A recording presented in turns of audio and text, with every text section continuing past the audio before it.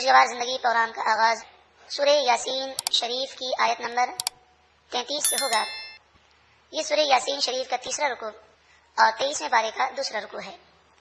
رب العالمین ہم سب کا قرآن پاک کی محبت میں یہاں پر جمع ہونا قبول منظور فرمائے، اور جس طرح اللہ کے مقبول بندے جب قرآن پاک سنتے تو ان کے دل لرز جاتے، ان کی آنکھوں سے آنسو جاری ہو جاتے اور ان کی زندگیوں میں مزید انقلاب آ جاتا۔ یہ وہ پیاری کتاب ہے جس کے متعلق خود قرآن نے بیان کیا کہ اگر یہ پتھر پر پہاڑ پر نازل کی جاتی تو پہاڑ ریزہ ریزہ ہو جاتا۔ کتنا بد نصیب ہے وہ شخص کہ جس کا دل پہاڑ سے بھی زیادہ سخت ہو، قرآن سن کر اس کی آنکھوں سے آنسو جاری نہ ہو، اس کے دل میں رقت پیدا نہ ہو۔ دعا کریں اللہ تعالی ہمیں ان مقبولین کے صدقے میں قرآن سنتے ہوئے رقت عطا فرمائے اور قرآن پاک کے نور سے ہمارے ظاہر اور باطن کو روشن اور منور فرمائے۔ سورہ یاسین شریف میں جیسا کہ آپ نے سماعت کیا کہ یوں تو کئی مضامین ہیں، لیکن 3 مضامین خصوصیت کے ساتھ ہیں کہ جب سورہ یاسین شریف کا نزول ہوا تو اس وقت کفار 3 ایشو کو، 3 مضامین کو بہت اچھلتے تھے۔ ایک تو وہ اس چیز کو سمجھنے کو تیار نہ تھے کہ ایک خدا ہے، ایک معبود ہے، ایک مالک ہے، ایک خالق ہے جو پوری کائنات کو چلا رہا ہے، تو وہ اس بات کے قائل نہ تھے اور یہ بات ان کی سمجھ میں نہیں آ رہی تھی۔ دوسری چیز تھی نبی اکرم صلی اللہ علیہ وآلہ وسلم کی رسالت اور قرآن اللہ کی کتاب ہے، یہ بات بھی اس پر وہ اعتراضات کرتے اور یہ کہتے کہ ہمیں یہ بات سمجھ میں نہیں آتی کہ یہ بشر ہیں اور بشر پر اللہ کا کلام کیسے نازل ہو سکتا ہے، اور بشر کی یہ طاقت کیسے ہو سکتی ہے کہ وہ فرشتوں کو دیکھے، اللہ کے کلام کے بوجھ کو برداشت کرے، تو وہ حضور کے مقام و مرتبے کو اور قرآن کے مقام و مرتبے کو نہ سمجھ سکے۔ اور تیسری چیز تھی وہ جو زیادہ شور مچاتے وہ قیامت کا دن تھا، وہ یہ کہتے یہ کیسے ہو سکتا ہے کہ جب ہم ریزہ ریزہ ہو جائیں گے، مٹی میں مل جائیں گے، پھر دوبارہ ہم زندہ ہوں۔ ان 3 باتوں کو یہ اکثر ڈسکس کرتے اور خود بھی گمراہ تھے اور لوگوں کو بھی گمراہ کرنے کی کوشش کرتے۔ سورہ یاسین شریف میں اللہ کی وحدانیت کا بھی بیان ہے، قرآن اللہ کی سچی کتاب ہے اس کا بیان ہے، حضور کی رسالت کا بیان ہے صلی اللہ علیہ وسلم، اور قیامت کی ہولناکیوں، قیامت میں اچھے لوگوں کا انجام اچھا ہوگا اور برے لوگوں کا انجام برا ہوگا، اور قیامت کے میدان میں ضرور اٹھنا ہے۔ ان تمام باتوں کا بیان سورہ یاسین شریف میں موجود ہے۔ جو 2 رکوع ہم نے سماعت کیے، اس میں ابتدا میں قرآن حکیم کا ذکر ہے اور یہ بتایا گیا ہے کہ قرآن پاک حکمت سے بھری ہوئی کتاب ہے، حضور کی رسالت کا بیان ہے، اور پھر اس بات کا بیان ہے کہ جس طرح کفار مکہ نبی اکرم صلی اللہ علیہ وآلہ وسلم کی نبوت اور رسالت کو تسلیم کرنے سے وہ انکار کرتے ہیں، اسی طرح ایک ایسی بستی تھی جس نے حضرت عیسیٰ علیہ الصلوۃ والسلام کی نبوت اور رسالت سے انکار کیا، اور حضرت عیسیٰ علیہ الصلوۃ والسلام نے جو 3 مبلغین بھیجے، ان بستی والوں نے ان پر ظلم کیا، وہ اللہ تعالیٰ کے عذاب سے تباہ ہو گئے۔ تو اے کفار، تم بھی یہ خیال کر لو، یہ سمجھ لو کہ اگر رسول اللہ صلی اللہ علیہ وآلہ وسلم کی نافرمانی کرو گے تو ہمیشہ کے لیے تباہ ہو جاؤ گے۔ اب سورہ یاسین شریف کے تیسرے رکوع میں اللہ رب العالمین کی وحدانیت کا بھی بیان ہے، یعنی اللہ تعالیٰ کی قدرت اور طاقت کا ذکر ہے، اور یہ بتایا جا رہا ہے کہ ساری کائنات کے نظام کو چلانے والا وہ خدا ایک ہی ہے، اور ساتھ میں یہ بھی بتایا جا رہا ہے کہ جو قادر ہے ہر قسم کی نعمتیں دینے پر، وہ اس پر بھی قادر ہے کہ تمہیں مارنے کے بعد، قبر میں لے جانے کے بعد، تمہارے جسم مٹی میں مل جائیں، اس کے بعد وہ تمہیں دوبارہ زندہ کرنے پر قادر ہے۔ ان باتوں کا ذکر اب آنے والے رکوع میں ہے، اور آنے والے رکوع میں قیامت کا بھی ذکر ہے، اور یہ بتایا جائے گا کہ قیامت میں کامیاب ہونے والے کون لوگ ہیں۔ ایک مرتبہ محبت کے ساتھ درود و سلام ہے۔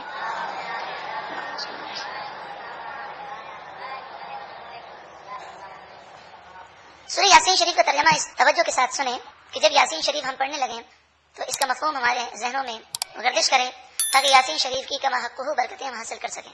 وآیۃ لہم الارض المیتہ، وہ آیا اور نشانی، لہم ان لوگوں کے لیے، الارض المیتہ مردہ زمین ہے، ان لوگوں کے لیے اللہ کی قدرت کی ایک نشانی مردہ زمین ہے جو ویران ہے، بنجر ہے، اس کے اندر زندگی کی رمق نہیں ہے۔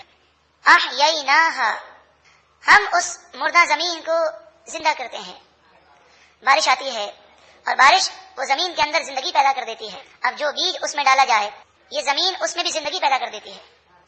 وَأَخْرَجْنَا مِنْهَا حَبًّا، اور ہم نے نکالا اس زمین سے اناج، حبن کے معنی دانہ، اناج، فَمِنْهُ يَأْكُلُونَ، بس یہ لوگ اس اناج سے کھاتے ہیں، تو کیا وہ شکر ادا نہیں کریں گے؟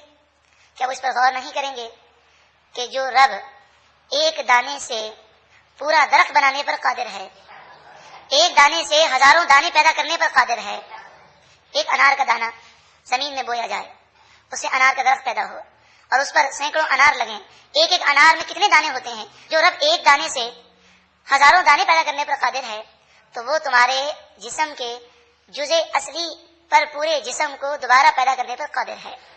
اور اگر کوئی زمین میں مٹی ہو جائے، مل کر ریزہ ریزہ ہو جائے اور مٹی کے ساتھ مٹی ہو جائے، انسانی جسم کا ایک ذرہ ایسا ہے کہ جو ختم نہیں ہوتا، وہ مٹی میں باقی رہتا ہے۔ وہ ذرہ خوردبین سے بھی نظر نہیں آ سکتا۔ یہ وہ ذرہ ہے کہ جب انسان کی پیدائش نہیں ہوتی تو وہ ذرہ باپ کی پشت میں ہوتا ہے، اور اسی ذرے پر انسان کی پوری تخلیق ہے۔ اسی ذرے پر اللہ تبارک و تعالی نے دنیا کے اندر اسے بنایا، اسی ذرے پر دوبارہ قیامت کے دن اٹھائے گا۔ تو وہ ذرہ ایک بیج کی طرح ہے، جس طرح ایک بیج پر پورا درخت بن جاتا ہے، تو زمین کی مثال دے کر انہیں سمجھایا گیا کہ اللہ تبارک و تعالی اس پر ضرور قادر ہے۔ وَجَعَلْنَا فِيهَا جَنَّاتٍ مِّن نَخِيلٍ وَأَعْنَابٍ، اور ہم نے اس زمین میں کھجور اور انگور کے باغات پیدا کیے۔ کھجور اور انگور کا ذکر خاص طور پر اس لیے کیا گیا کہ کھجوریں اور انگور یہ دو ایسے پھل ہیں جو آج بھی اور اس زمانے میں بھی جن کا محفوظ کرنا بہت آسان ہے۔ کھجور اپنی اصلی حالت میں کچھ عرصے تک محفوظ رہتی ہے، پھر اگر خشک ہو جائے تو چھوہارا بن کر محفوظ رہتی ہے۔ انگور یہ خشک ہو جائے تو کشمش اور منقے کی شکل اختیار کر لیتا ہے۔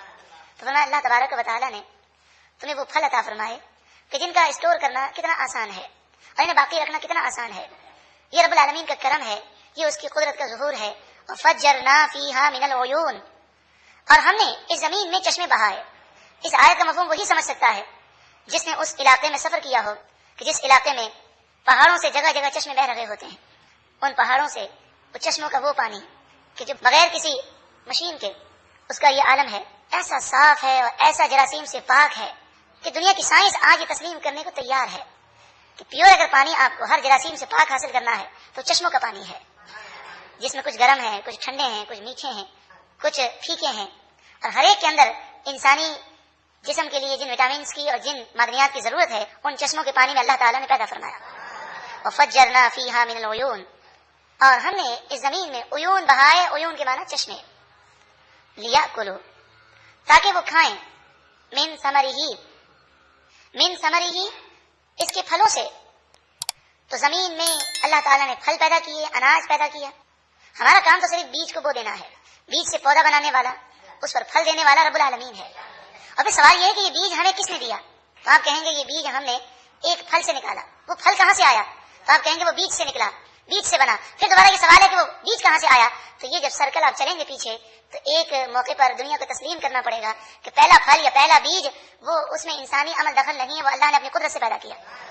حقیقت انسان جو کچھ بھی کرتا ہے وہ اللہ تعالیٰ کی قدرت ہی کا ظہور ہے کہ اسے طاقت و قوت اور اسے سوچ اور سمجھ اور عقل رب العالمین نے عطا فرمائی۔ وَمَا عَمِلَتْهُ أَيْدِيهِمْ، اس آیت کے دو مفہوم ہیں، یعنی آیت ایک ہے اور اس کے دو معنی ہیں۔ وَمَا عَمِلَتْهُ أَيْدِيهِمْ، اور ان کے ہاتھوں نے نہ بنایا۔ یہ پھل ہم نے پیدا کیے ہیں، اس میں تاثیر، اس میں لذت، اس میں مٹھاس ہم نے پیدا کی ہے۔ زمین میں پانی جو دیا جاتا ہے وہ کھاد اور زمین کی اپنی طاقت وہ وہی ہے، مگر پھلوں میں مختلف ذائقے اور مختلف مٹھاس پیدا کرنے والا رب العالمین ہے۔ ایک تو یہ معنی ہے۔ دوسرے معنی وَمَا عَمِلَتْهُ أَيْدِيهِمْ، ہم نے پھل پیدا کیے اور پھلوں سے جو وہ بناتے ہیں وہ بھی ہم نے ہی انہیں طاقت دی ہے تاکہ وہ اس سے کھائیں۔ مثلا ایک آم ہی کو لے لیجئے، تو آم کے مختلف سٹیج ہیں۔ جب چھوٹا ہے، کیری ہے، تو وہ کیری کی شکل اختیار کرتا ہے، اس سے بسا اوقات لوگ چٹنی بناتے ہیں، اچار بناتے ہیں۔ پھر کیری سے بڑھتے بڑھتے آم کی شکل اختیار کرتا ہے، پھر آم کو جب توڑا جاتا ہے تو اس سے بھی مختلف چیزیں بنائی جاتی ہیں۔ تو اگر دیکھا جائے کہ ہم جتنا کھاتے ہیں، چاہے کوئی بھی ڈش ہو، اس ڈش کے اجزائے اصلیہ اللہ ہی نے پیدا کیے ہیں اور اسے بنانے کی طاقت بھی اللہ نے دی ہے۔ مثلا ایک آپ دوپہر کا کھانا ہو یا رات کا کھانا ہو، اس پر دیکھیں اللہ تعالیٰ کی کتنی نعمتوں کو ہم ملا کر کھاتے ہیں۔ روٹی کو لیجئے تو گندم ہے، پھر یہ گندم کس طرح اگتا ہے اور کیسے پہنچتا ہے، ایک پورا اس کا سرکل ہے۔ پھر اس گندم کے لیے جو آپ برتن لیتے ہیں جس میں آٹا گوندتے ہیں، اس برتن چاہے اسٹیل ہو، چاہے لوہا ہو، چاہے پیتل ہو، یہ سب اللہ نے پیدا کیے۔ پھر جس توے پر آپ روٹی گرم کرتے ہیں وہ توا لوہے کا ہو یا کسی بھی اور دھات کا ہو، یہ اللہ نے پیدا کیا۔ پھر جس آگ سے اس روٹی کو پکاتے ہیں، چاہے گیس سے ہو، چاہے پیٹرول سے ہو، چاہے مٹی کے تیل سے وہ آگ پیدا ہو یا لکڑی سے پیدا ہو، سب کو پیدا کرنے والا اللہ تعالیٰ ہے۔ پھر جو آپ جس ہاتھ سے کھا رہے ہیں، اس ہاتھوں کو قوت اور اس ہاتھوں کا یہ شیپ اللہ نے پیدا کیا، یہ دانت اللہ نے پیدا کیے۔ پھر پورا نظام ہمارے جسم کے اندر اس خوراک کو ہضم کرنے کا اللہ تعالیٰ نے پیدا کیا۔ پھر آپ سالن کو لیجئے تو اس میں جو کچھ بھی نمک ہے، مرچی مسالے ہیں، گوشت ہے، سبزی ہے، آلو ہے، یہ جتنی چیزیں ہم ملاتے ہیں یہ سب اللہ تعالیٰ ہی نے پیدا کی. یعنی گویا کہ ایک کھانے میں ہم اللہ تعالیٰ کی ہزاروں نعمتیں استعمال کرتے ہیں، مگر پھر بھی ناشکری ہے. پھر بھی ایسے نادان لوگ ہیں کہ دسترخوان پہ بیٹھ کر وہ کھانے کی ناشکری کرتے ہیں، بے ادبی کرتے ہیں، اس میں نقص نکالتے ہیں. اگر ہمارے نبی سے محبت ہے تو حضور کا طریقہ تو یہ ہے کہ نبی اکرم صلی اللہ علیہ وآلہ وسلم نے کبھی بھی کسی کھانے میں نقص بیان نہیں کیا. افلا یشکرون، کیا وہ شکر نہیں کرتے؟ سبحان الذی، پاک ہے وہ ذات، خلق الازواج کلھا، جس نے ہر چیز کے جوڑے بنائے، مما تنبت الارض، اس سے جو زمین اگاتی ہے. یعنی درختوں میں، پودوں میں، پھولوں میں بھی مذکر اور مؤنث ہیں، ان کے بھی جوڑے ہیں. یہ تو جو باٹنی کا علم رکھتے ہیں وہ بخوبی جانتے ہیں. ومن انفسہم، اور خود ان کی جانوں میں ہم نے جوڑے بنائے، مذکر اور مؤنث. ومما لا یعلمون، اور اس مخلوق کے جوڑے پیدا کیے جسے وہ جانتے بھی نہیں ہیں. یہ وہ آیت کریمہ ہے کہ جس نے انسان کو جستجو اور تحقیق کی راہ دی. ومما لا یعلمون، ایسی مخلوق بھی ہے کہ جس کو ہم جانتے نہیں ہیں. سائنس نے ترقی کی اور آج ایسی بے شمار چیزیں، ایسی بے شمار مخلوق، کیڑے، جراثیم، وائرس سائنسدانوں نے بیان کیے جسے بسا اوقات ہم اپنی آنکھوں سے بھی نہیں دیکھ سکتے. ان کے بھی جوڑے ہیں، ان میں مذکر مؤنث ہے. یہاں تک کہ مچھر کتنا چھوٹا سا جانور ہے، ایک کیڑا ہے، اس میں بھی مادہ بھی ہے اور نر بھی ہے. ملیریا پھیلانے والا مچھر وہ مادہ ہوتا ہے. ڈینگی وائرس پھیلانے والا مچھر بھی سنا ہے کہ وہ مادہ ہوتا ہے. تو اب سوچیں اتنا چھوٹا سا کیڑا ہے، اس میں بھی اللہ تبارک و تعالیٰ نے جوڑے بنائے ہیں. وآیۃ لہم اللیل، اور ایک نشانی ان کے لیے رات ہے. دنیا اس بات کو تسلیم کرتی ہے کہ جو رات کو اپنی نیند پوری کرتا ہے بے شمار بیماریوں سے وہ محفوظ رہتا ہے. آج جو ہمارا پیٹ کا نظام ہے، بلڈ پریشر ہے، شوگر ہے، یہ ہے وہ ہے، اس کی سب سے بڑی وجہ رات کو دیر سے سونا اور پھر صبح نورانی وقت میں کہ جو صحت کے لیے بہت مفید ہے اس میں پھر 12 بجے تک سوئے رہنا. تو یہ انسانی صحت کے نظام کو پورا خراب کر دیتی. انسانی فطرت کے مطابق جو نیند ہے وہ یہ ہے کہ رات کو جلدی سویا جائے، صبح جلدی اٹھ جائیں فجر سے بھی پہلے. ہاں دوپہر میں آدھا گھنٹہ 1 گھنٹہ اگر کیلولا کر لیا جائے. یہ انسانی فطرت کے عین مطابق ہے. اب جب آپ فطرت سے اور اصلیت سے ہٹیں گے تو اس کے نقصانات تو ہوں گے. یہ رات جس میں نیند انسانی صحت کے لیے بہت مفید ہے، وہ رات بھی ہمارے لیے اللہ کی نشانی ہے. نسلخ منہ النہار، نسلخ کے معنی کھینچ لیتے ہیں ہم، جیسے بکرے سے کھال کھینچ لی جاتی ہے تو دن کا لباس اس رات کو پہنایا جاتا ہے اور پھر دن کھینچ لیا جاتا ہے. نسلخ منہ النہار، اس رات سے ہم دن کھینچ لیتے ہیں. مراد یہ ہے کہ پہلے رات ہوتی ہے، پھر دن کا لبادہ اڑایا جاتا ہے، پھر وہ لبادہ ہٹا دیا جاتا ہے تو پھر رات ہو جاتی ہے. فَإِذَا هُمْ مُظْلِمُونَ، بس اس وقت وہ اندھیروں میں ہو جاتے ہیں. والشمس، اور سورج، تجری لمستقر لہا، تجری وہ چلتا ہے سورج، لمستقر اپنے ٹھکانے کے لیے، لہا جو اس کا ہے. یعنی سورج کا ایک نظام ہے، ایک چال سے چلتا ہے. سردی کے موسم میں راتیں بڑی ہیں، دن چھوٹے ہیں. گرمی کے موسم میں راتیں چھوٹی ہیں، دن بڑے ہیں. ایک ایک سیکنڈ، ایک ایک منٹ کا فرق روزانہ ہوتا ہے سورج کے نکلنے میں اور سورج کے غروب ہونے میں. اور اس میں ایسا نظام ہے کہ سائنسدان حیران ہیں کہ آج سورج جتنے بجے، جتنی منٹ پر اور جتنی سیکنڈ پر نکلا ہے، 1 سال کے بعد اس دن 1 سیکنڈ کا بھی فرق نہیں ہوتا. یہ نظام کس نے بنایا؟ ذالک تقدیر العزیز العلیم، یہ تقدیر مقرر کرنا ہے. العزیز، عزیز اللہ غالب، علیم خوب جاننے والا. تو یہ اللہ غالب خوب جاننے والے پروردگار نے نظام مقرر کیا ہے. والقمر، سورج کے ساتھ ساتھ چاند کا بھی ایک نظام ہے. اور چاند کا تو ایسا نظام ہے کہ چاند ہمیں نظر آتا ہے، پھر اس کے بعد ہم یہ دیکھتے ہیں کہ چاند کا سائز بڑھ رہا ہے، بڑھتے بڑھتے ہمیں پورا چاند نظر آتا ہے. پھر یہ گھٹتے گھٹتے 28ویں شب بالکل باریک ہو جاتا ہے. پھر 1 شب یا 2 شب وہ غائب رہنے کے بعد پھر نظر آتا ہے. کبھی ایسا نہیں ہوا کہ چاند جو ہے اس کا نظام خراب ہو اور وہ 28 راتیں نظر آنے کے بجائے 30 راتیں نظر آئے یا 32 راتیں نظر آئے. ایسا نہیں ہوتا. یہ وہ نظام ہے جو صدیوں سے جاری و ساری ہے، اس میں ایک دن کا بھی فرق واقع نہیں ہوتا.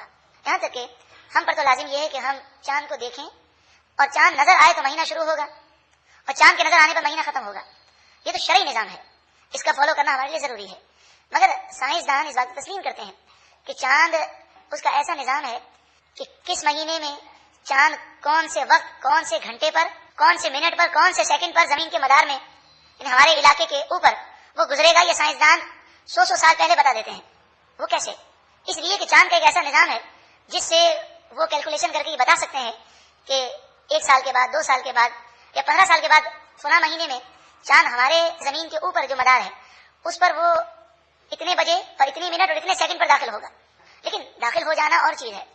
لیکن اگر بادل ہیں اور چاند ہمیں نظر نہیں آتا تو شرعی تو حکم یہ ہے کہ جب چاند کی گواہی ثابت ہوگی پھر ہی ہمارے لیے اسلامی مہینہ شروع ہوگا. لیکن بات چاند کے نظام کی ہو رہی ہے. اگر ہماری گاڑی بھی ایک چلتی ہے تو چاہے کتنے ہی روڈ صاف ہوں ہم کنفرم منٹ اور سیکنڈ نہیں بتا سکتے کہ اتنے سیکنڈ پر اور اتنے منٹ پر ہماری گاڑی فلاں جگہ پہ پہنچ جائے گی. کچھ بھی حادثہ ہو سکتا ہے, کچھ بھی ہو سکتا ہے. لیکن چاند اور سورج کا ایسا نظام ہے کہ صدیاں گزر گئیں, اس میں سیکنڈ کا فرق نہیں ہوتا. والقمر قدرناہ منازل, اور چاند کے لیے ہم نے منازل مقرر فرمائی. قدرنا ہم نے مقرر فرمایا. منازل 28 شب ہیں. ہر رات کو چاند کی مختلف حالت ہوتی ہے. حتی یہاں تک کہ عادہ وہ لوٹ جاتا ہے. کل ارجون القدیم, کاف زبر کا معنی جیسے, ارجون کھجور کی پیلی ٹہنی, قدیم پرانی. تو کھجور کی ٹہنی ہو وہ جب پرانی ہو جائے تو پیلی پڑ جاتی ہے اور وہ مڑ جاتی ہے. تو اسی طرح 28ویں شب چاند دیکھیں تو وہ زرد محسوس ہوتا ہے, ایک کمان کی طرح اس کا ایک انداز محسوس ہوتا ہے. للشمس ینبغی لہا, سورج کی طاقت نہیں, ینبغی طاقت نہیں, ان تدرک القمر, تدریکا کے معنی پکڑ لے, کہ وہ چاند کو پکڑ لے, سورج چاند سے ٹکرا جائے. راکٹ یہاں تک کہ طیارے بڑے بڑے نظام ہونے کے باوجود بسا اوقات غلطی کی وجہ سے آپس میں ٹکرا جاتے ہیں. مگر سورج اور چاند یہ اپنے مداروں میں گھوم رہے ہیں. اس کے علاوہ کئی سیارے اپنے مداروں میں گھوم رہے ہیں. صدیاں گزر گئیں, اگر ان کی آپس میں ٹکر ہو جائے تو بہت بڑا طوفان آ جائے, بہت ہولناک آواز پیدا ہو, لیکن اللہ کا کرم ہے کہ ٹکراتے نہیں ہیں. حالانکہ وہاں پر نہ کوئی رسی ہے, نہ کوئی پلر ہے, نہ کوئی روڈ بنے ہوئے ہیں, وہ تو فضا کے اندر گھوم رہے ہیں. ان تدرک القمر, سورج کی طاقت نہیں کہ وہ چاند کو پکڑ لے. ولللیل سابق النہار, اور نہ ہی رات کی طاقت ہے کہ دن سے پہلے آ جائے. سابق کے معنی آگے آنے والے. ایسا نہیں ہو سکتا کہ آج رات ہوئی, اب پتہ چلا کہ جناب آج دن نہیں ہوگا, آج رات پہلے آ گئی ہے, پھر 2 راتیں ایک ساتھ آ جائیں, 3 راتیں ایک ساتھ آئیں, پھر 3 دن ایک ساتھ آئیں. اس طرح نظام میں کوئی خلل نہیں ہے. دنیا کا کتنا ہی مضبوط نظام بنایا جائے, بڑی بڑی مشینریاں خراب ہو جاتی ہیں, ان میں وقتی طور پر خلل واقع ہوتا ہے. لیکن رب العالمین نے رات اور دن کا وہ نظام بنایا کہ جس میں صدیاں گزر گئیں, ہزاروں سال گزر گئے, کوئی یہ ثابت نہیں کر سکتا کہ اس کے اندر کوئی خلل کبھی آیا. بلکہ رات دن سے پہلے نہیں آ سکتی. اس کے بعد مفسرین فرماتے ہیں کہ روزانہ سال میں جتنے دن ہیں, رات آنے کا اور دن آنے کا ٹائم فکس ہے. 1 سیکنڈ پہلے بھی نہ رات آتی ہے, نہ 1 سیکنڈ پہلے دن آتا ہے. وَكُلٌّ فِي فَلَكٍ يَسْبَحُونَ, وَكُلٌّ یہ تمام کے تمام, فی فلکن اپنے مدار میں, یسبحون تیر رہے ہیں, وآیۃ لہم اور ان کے لیے ایک نشانی. یہاں پر ایک بات عرض کروں, ہمارے یہاں پر جو مصنوعی سیارے بنائے جاتے ہیں یا راکٹ مدار میں بھیجے جاتے ہیں, اس کا طریقہ بھی سائنسدانوں نے نظام شمسی اور کائنات کے نظام کو دیکھ کر سیکھا ہے کہ اتنی اسپیڈ کے ساتھ اگر کوئی سیارہ یا راکٹ گھمایا جائے تو وہ گرے گا نہیں. لیکن پھر بھی بسا اوقات غلطی ہو جاتی ہے اور وہ بسا اوقات کسی فنی خرابی کی وجہ سے گر بھی جاتا ہے. وآیۃ لہم اور ان لوگوں کے لیے ایک نشانی, انا حملنا بے شک ہم نے سوار کیا, ذریتہم ان کی اولاد کو, فی الفلک المشحون فلک کشتی, مشحون بھری ہوئی, ان کے لیے نشانی ہے کہ بھری ہوئی کشتی میں ان کی اولاد کو سوار کیا.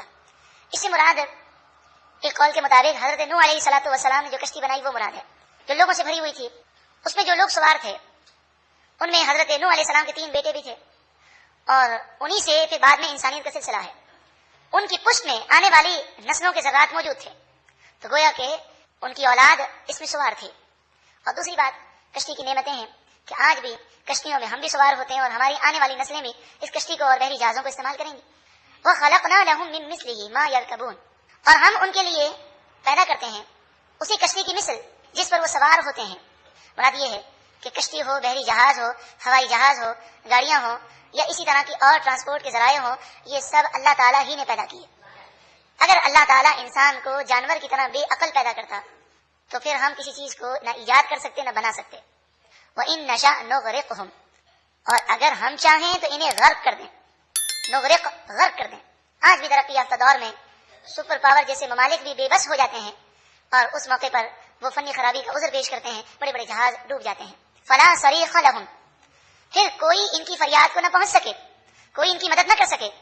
وَلَا هُمْ يُنْقَذُونَ اور نہ ہی وہ مدد کیے جائیں, نہ ہی وہ بچائے جائیں. تو نہ ہی اپنے آپ کو بچا سکتے ہیں نہ دوسروں کو بچا سکتے ہیں اگر اللہ رب العالمین انہیں ہلاک فرمانا چاہے.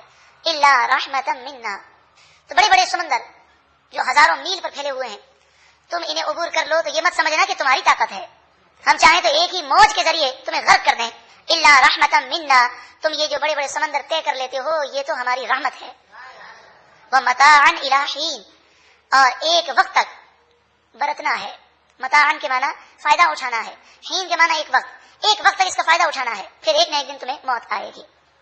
وَإِذَا قِيلَ لَهُمُ اتَّقُوا، اور جب کہا جائے ان سے اتقوا، ڈرو، ما بین ایدیکم، اس عذاب سے جو تمہارے آگے ہے، وما خلفکم، اور اس عذاب سے جو تمہارے پیچھے ہے، آگے سے مراد دنیاوی عذاب ہے اور پیچھے سے مراد یعنی اس کے بعد آنے والا عذاب وہ آخرت کا عذاب مراد ہے، لعلکم ترحمون، تاکہ تم پر رحم کیا جائے، مگر وہ ڈرتے نہیں ہیں، وما تأتیہم من آیت من آیات ربہم، ان کے رب کی نشانیوں میں سے کوئی نشانی یا کوئی آیت ان کے پاس آتی ہے، الا کانوا عنہا معرضین، تو وہ اس سے منہ پھیرنے والے ہوتے ہیں، وہ اللہ کی قدرت پر غور نہیں کرتے، قرآن کی آیتیں پڑھ کر ان کے دل لرزتے نہیں ہیں۔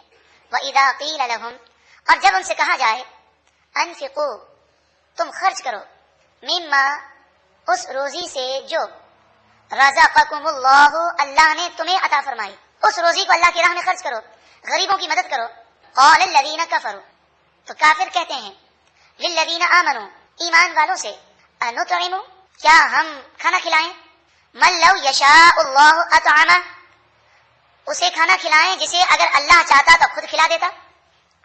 نعوذ باللہ من ذالک، کفار ایک تو مذاق اڑاتے اور دوسرا ایک ان کی بری ذہنیت کا ذکر ہے، وہ یہ کہتے کہ جسے اللہ نے غریب پیدا کیا تو ہم اسے مالدار کرنے کی کوشش کیوں کریں، اللہ تعالیٰ انہیں غریب رکھنا چاہتا ہے تو ہم اپنا مال اسے کیوں دیں، یہ ان کی نادانی ہے۔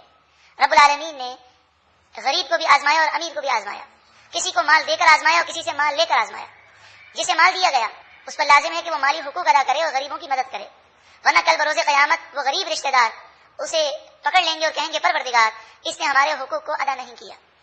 اور جہاں تک تعلق ہے ان کے مذاق کا، تو کافر اس طرح کے مذاق کرتے رہتے ہیں، لیکن افسوس آج مسلمان بھی مذاق کے اندر کفریات بک دیتے ہیں، اور وہ نعوذ باللہ من ذالک، مثلا ان سے کہا جائے نماز جماعت سے پڑھیں تو کہیں گے ان الصلاۃ تنہا، بھئی قرآن نے کہا نماز تنہا پڑھا کرو، ہم تو تنہا پڑھیں گے، کفر ہے، اس لیے کہ ان الصلاۃ تنہا کی یہ معنی نہیں ہے، تنہا اردو کا نہیں عربی کا ہے، ان الصلاۃ تنہا عن الفحشاء، تنہا کے معنی روکتی ہے، تو قرآن کی آیت پڑھ کے غلط مطلب جان بوجھ کے بتانا یہ کفر ہے۔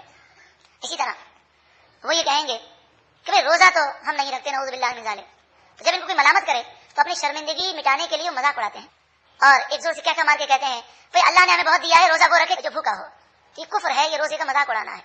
یہ تو کافر مذاق اڑاتے تھے، آج مسلمان کہلانے والے بھی دین سے اس قدر دور ہیں کہ وہ کفریات بک کر اپنے آپ کو ہمیشہ کے لیے تباہ کر رہے ہیں، پھر ذہن نہیں ہوتا، وہ تجدید ایمان کریں اس کی سوچ نہیں ہوتی۔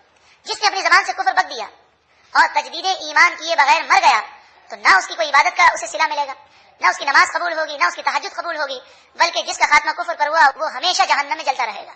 ان انتم الا فی ضلال مبین، کافر مذاق اڑا کے کہتے ہیں تم تو صرف کھلی گمراہی میں ہو، مبین کے معنی کھلی، ضلال معنی گمراہی، کہ اللہ جس کو غریب رکھنا چاہتا ہے تم اسے مالدار بنانے کی کوشش کرتے ہو، نعوذ باللہ من ذالک۔ ویقولون، اور وہ کہتے ہیں متی ھذا الوعد، کب یہ وعدہ پورا ہوگا، ان کنتم صادقین، اگر تم سچے ہو۔ قیامت کا پوچھتے ہیں کہ قیامت کب آئے گی، کافی عرصے سے سن رہے ہیں، اب آگے فرمایا جا رہا ہے کہ اللہ تعالیٰ کے لیے قیامت کا لانا کوئی مشکل نہیں ہے، ایک آواز ہوگی اور قیامت آ جائے گی، ما ینظرون الا صیحۃ واحدہ، وہ صرف ایک زوردار چیخ کا انتظار کر رہے ہیں، صیحہ زوردار آواز، واحدہ ایک، تأخذہم، وہ آواز انہیں پکڑ لے گی، وہم یخصمون، اس وقت وہ دنیاوی جھگڑوں میں پڑے ہوں گے، دنیاوی مشاغل میں مشغول ہوں گے، ایک آواز پیدا ہوگی، حضرت اسرافیل علیہ السلام سور پھونکیں گے، سور کی آواز ابتدا میں باریک ہوگی، لوگوں کے کان اس طرح متوجہ ہوں گے اور پھر آواز میں وہ بھیانک آواز پیدا ہوگی کہ لوگوں کے دل بند ہو جائیں گے، جو جہاں ہوگا وہیں مر جائے گا، ایک قدم ہل نہیں سکے گا، فلا یستطیعون توصیہ، پھر وہ وصیت بھی نہیں کر سکیں گے، زبان ہلا نہیں سکیں گے، توصیتاً وصیت کرنا، ولا الی اہلہم یرجعون، اور وہ اپنے گھر والوں کی طرف لوٹ بھی نہیں سکیں گے، جو باہر ہوگا وہ باہر ہی رہ جائے گا، جو اندر ہوگا وہ اندر ہی رہ جائے گا۔ حدیث پاک میں فرمایا دکان پر کپڑا بیچنے والا کپڑے کو پھیلائے گا، خریدار کپڑا دیکھ رہا ہوگا، اتنی مہلت بھی نہ ملے گی کہ وہ کپڑے کو سمیٹ سکیں. یہاں تک یہ فرمایا کہ کوئی اینٹ کو اٹھائے گا وہ تعمیر کے لیے رکھنے کے لیے، تو جب سور پھونکی جائے گی تو ہاتھ میں اینٹ ہوگی، اسی حالت میں مر جائے گا. اتنا لمحہ بھی اسے نہ ملے گا کہ وہ اینٹ رکھ سکے. اور پھر سور کی آواز اور تیز ہوگی، یہاں تک کہ پہاڑ ہلنا شروع ہوں گے اور پھر وہ ریزہ ریزہ ہو جائیں گے. پھر روئی کے گالوں کی طرح اڑنا شروع ہوں گے.